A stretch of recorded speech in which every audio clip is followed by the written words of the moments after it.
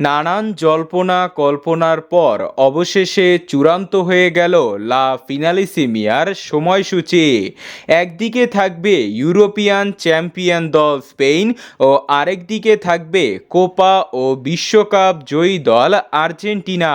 সময়সূচি যখন নির্ধারিত হয়েই গেছে, এখন পালা শক্তিশালী দল গোছানোর। স্পেনের পেদ্রি রদ্রির শক্তিশালী মিডের সামনে কি দাঁড় করাবে মিডফিল্ড, নাকি নিকো ইয়ামালদের সামনে দাঁড় করাবে শক্তিশালী ডিফেন্স নাকি অ্যাটাকিং? কোথায় নজর দিবে লিওনেল স্কালোনি?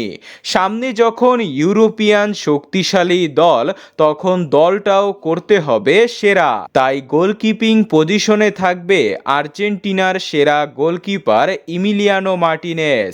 তিনি হবেন ডিফেন্সের মূল দেয়াল।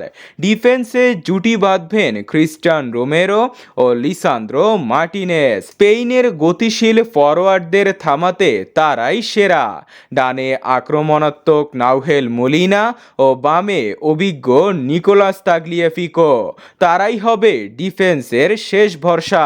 মিডফিল্ডে একাধিক অপশন থাকলেও এনজো ফার্নান্দেস, ম্যাক অ্যালিস্টার ও রদ্রিগো দি পলের উপরই ভরসা রাখবে লিওনেল স্কালোনি।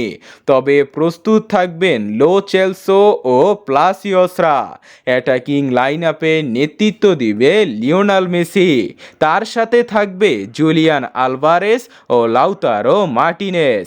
লেফট উইঙ্গে থাকবে নিকোলাস গোঞ্জালেস ও আলেহান্দ্রো গার্নাচো। সব মিলিয়ে এটাই হবে শক্তিশালী একাদশ।